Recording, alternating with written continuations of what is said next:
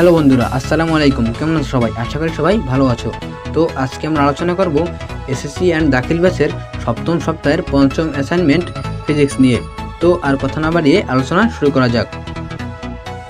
তো বন্ধুরা, এবার আমরা চলে আসলাম অ্যান্সার শিটে। ক নং প্রশ্নের উত্তর। বাসায় আমরা যেই ধরনের আয়না ব্যবহার করি তা হলো সমতল দর্পণ, এবং এই দর্পণে যে প্রতিবিম্ব সৃষ্টি হয় তা একটি অবাস্তব প্রতিবিম্ব। নিচে প্রচিত্রের সাহায্যে দেখানো হলো। তো বন্ধুরা, তোমরা এই চিত্রটি সঠিকভাবে এঁকে নেবে এবং বিন্দুগুলো সঠিকভাবে বসিয়ে নেবে। চিত্রে এম প্রাইম একটি সমতল দর্পণের সামনে এই একটি বিন্দু হতে এ বির আপাতিত রশ্মি প্রতিফলনের পর বি পথে ফিরে আসে। এনসি হচ্ছে অবিলম্ব। এরপর একটি এসি আপাতিত রশ্মি প্রতিফলনের পর সিডি পথে ফিরে আসে।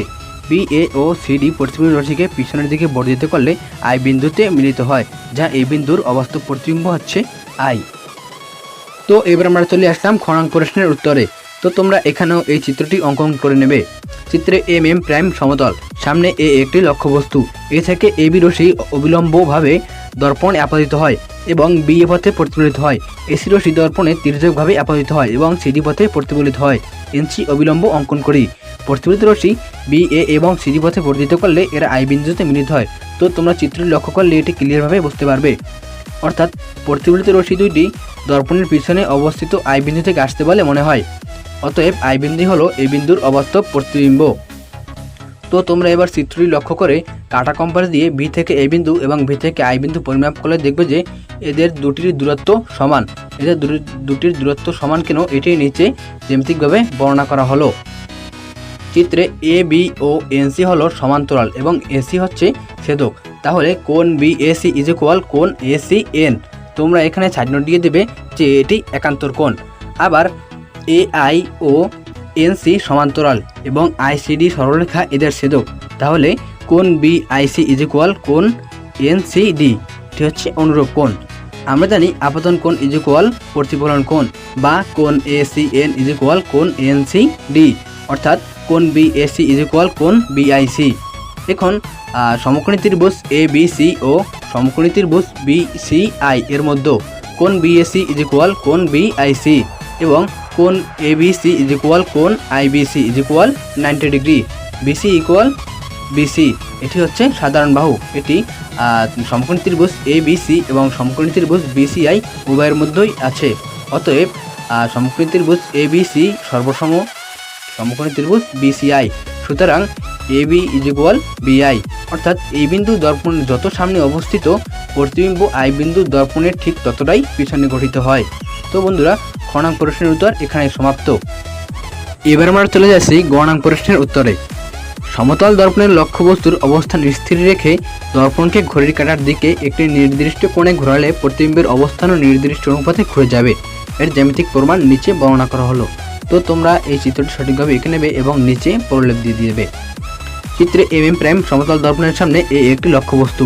এ ও রশ্মির দর্পণের তির্যকভাবে আপতিত হয় এবং ও বি পথে প্রতিফলিত হয়। ও এন অবিলম্ব অঙ্কন করি।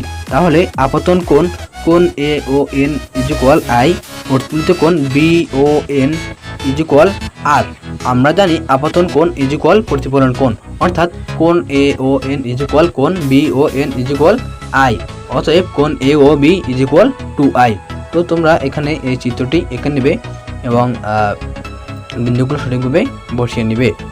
এখন আপাতিত রশ্মির অবস্থান অপরিবর্তিত রেখে এম প্রাইম দর্পণকে ঘড়ির কাঁটার দিকে থিটা কোণে ঘোরানো হলে দর্পণের নতুন অবস্থান M1 এম প্রাইম নির্দেশ করে। অবিলম্ব ও এন প্রাইম এবং প্রতিফলিত রশ্মি হয় ও বি প্রাইম। তাহলে আপতন কোণে কোণ A O N prime is equal I plus theta, যেহেতু আপতন কোণ ইজ ইকুয়াল প্রতিফলন কোণ। সুতরাং কোণ A O N is equal কোণ N prime O B prime is equal I plus theta. অতএব কোণ A O B prime is equal 2 into I plus theta, অর্থাৎ প্রতিফলিত রশ্মি কোণ বি ও বি প্রাইম কোণ ঘুরে যাবে।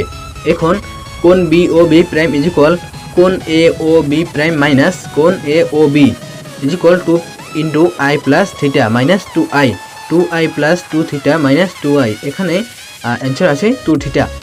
উপরোক্ত জ্যামিতিক প্রমাণ থেকে দেখা যায় যে আপাতিত রশ্মি স্থির রেখে সমতল দর্পণকে ঘড়ির কাঁটার দিকে যে কোণে ঘোরানো হয় প্রতিফলিত রশ্মি তার দ্বিগুণ কোণে ঘুরে যাবে, অর্থাৎ প্রতিবিম্ব তার দ্বিগুণ দূরত্বে সরে যাবে। তাহলে অবস্থানের পরিবর্তনের অনুপাত হবে দর্পণের অবস্থানের পরিবর্ত ইস টু বিম্বের অবস্থানের পরিবর্তন ইজ ইকুয়াল 1:2। এখানে দর্পণকে যদি 5 ডিগ্রি অ্যাঙ্গেলে ঘোরানো হয় তবে প্রতিফলিত রশ্মি অর্থাৎ প্রতিবিম্ব 10 ডিগ্রি অ্যাঙ্গেলে ঘুরবে, অর্থাৎ পূর্বের অবস্থানের থেকে 10 ডিগ্রি কোণের দূরত্ব বেড়ে যাবে। তো বন্ধুরা, আজকের ভিডিও এখানেই সমাপ্ত।